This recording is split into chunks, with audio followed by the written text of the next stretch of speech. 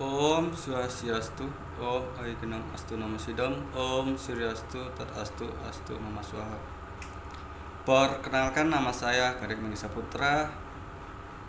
Saya Prodi Pendidikan Agama Hindu semester 1, kuliah di Staf Bataru Guru Kendari. Di sini saya akan mempresentasikan materi tentang kelenjar endokrin dalam tubuh yang berkaitan erat dengan cakra yang ada dalam tubuh manusia. Setiap cakra memiliki masing-masing kecenderungan atau vritti mempengaruhi tingkah laku manusia.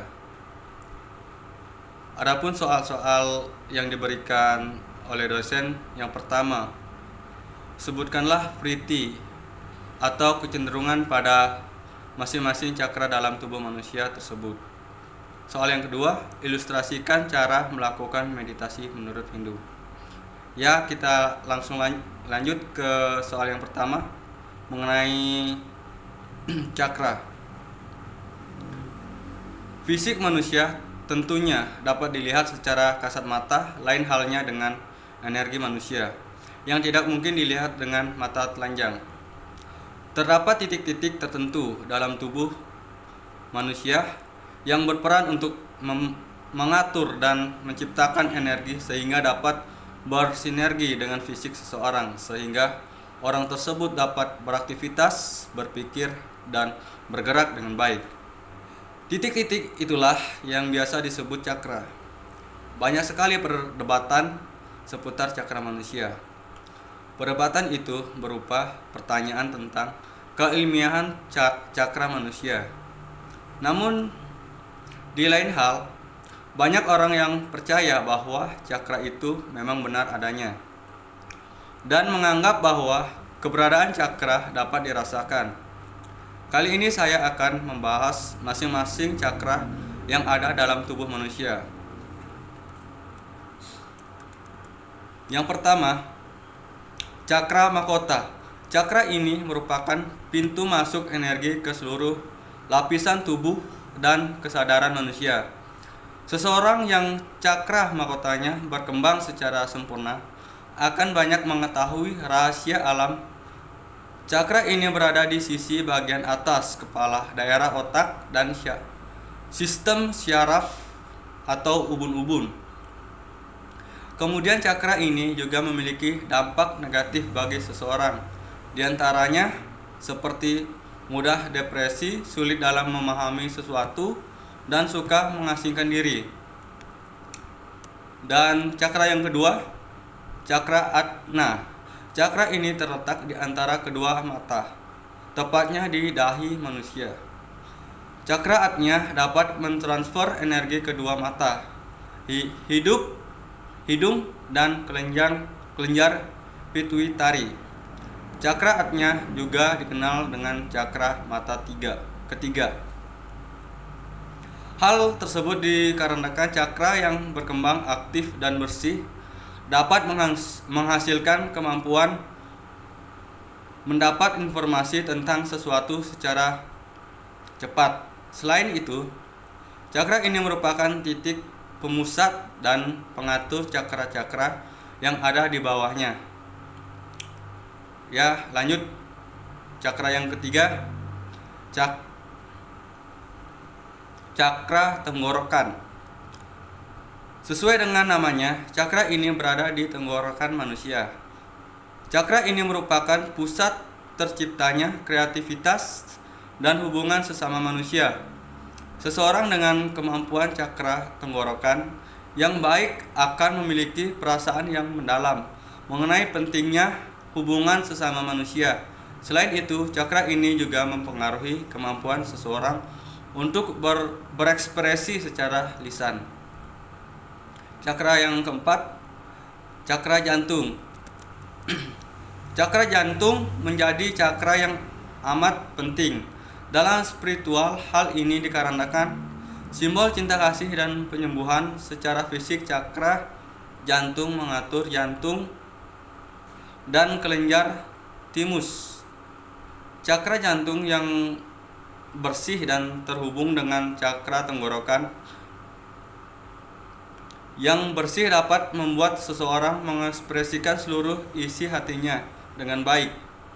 Semakin baik cakra jantung seseorang, maka ia akan semakin dipenuhi rasa cinta dan kasih sayang dalam dirinya.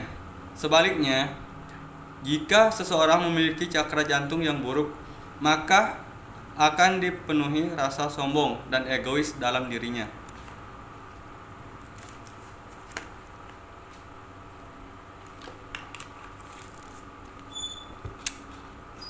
Yang kelima, cakra Manipura.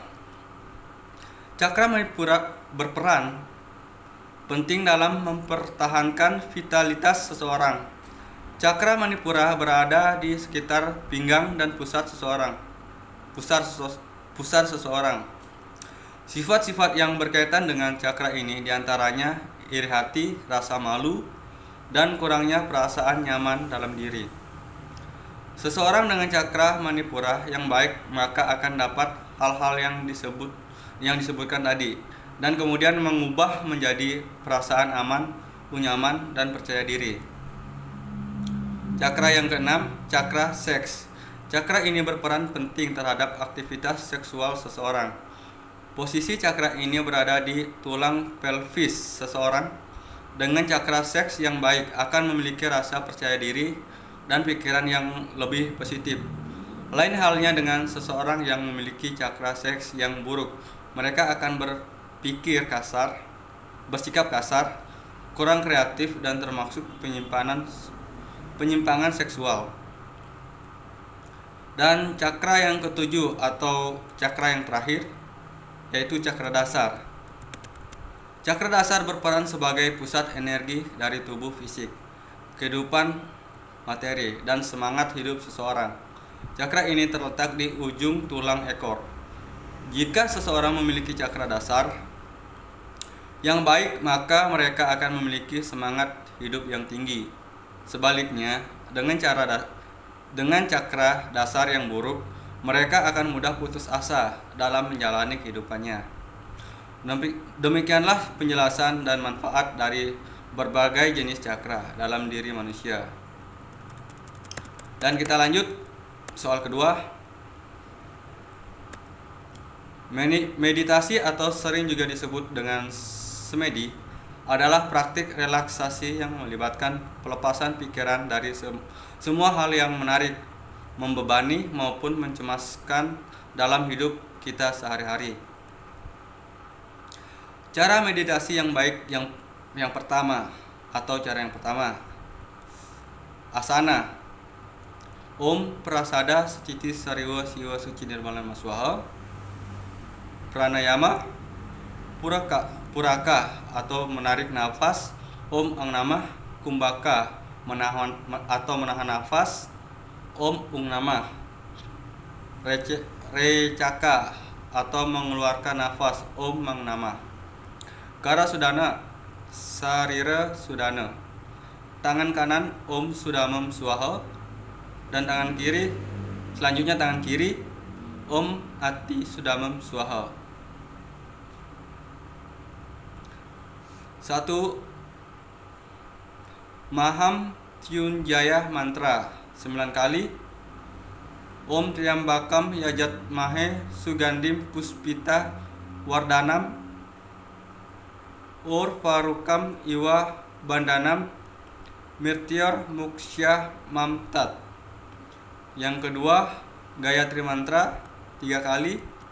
Om Burbhuaswah Tat Savitar Varenyam Bhargo Devasya Dimahi Yoyona Prachodaya.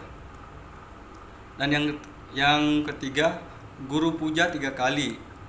Om Guru Brahma, Guru Wisnu, Guru Dewa Maheswara, Guru Saksa Parambrahma Tasmai Sri Gurave Namah. Japa Siwa Nama Swamaranam 108 kali. Gunakan juga sesuai dengan dewa keyakinanmu. Om Namah Shivaya, Om Namah Shivaya, Om Namah Shivaya. Yang kelima, meditasi 15 menit. Yang keenam, Mantram Santi.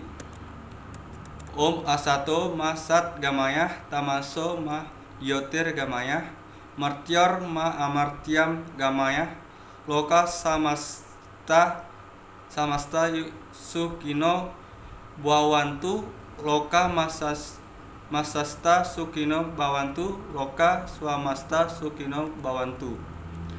Cara selanjutnya, cara meditasi yang baik. Cara yang kedua, alat duduk. Pakaian alas duduk atau bantalan yang cukup tebal, sekitar 5 cm. Tujuannya untuk menghindari tubuh fisik kontak langsung dengan energi gravitasi bumi.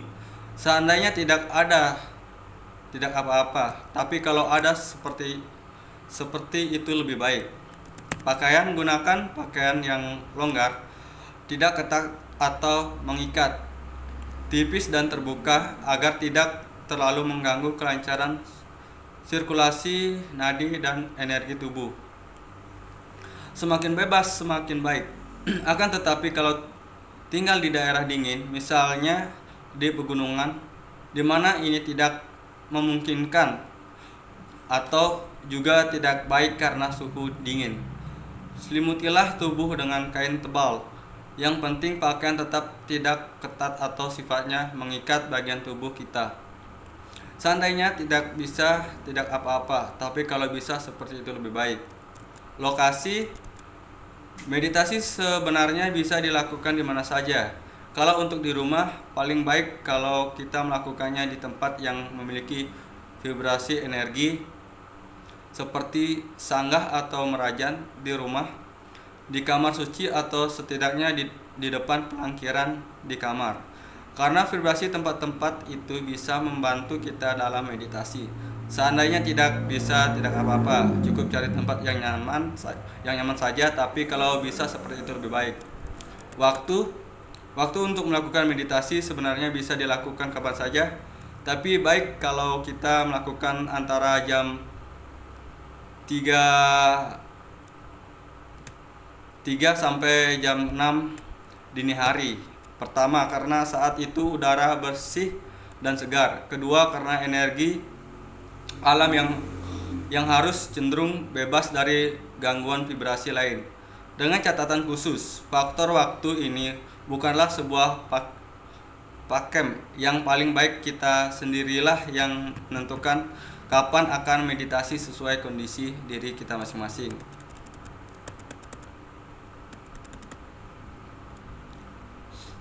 Ya, itulah materi presentasi yang sempat saya jabarkan. Jika ada salah kata, saya minta maaf karena saya manusia biasa, tidak luput dari perbuatan salah. Saya akhiri presentasi ini dengan Pramo Santi. Om Santi Santi Santi Om.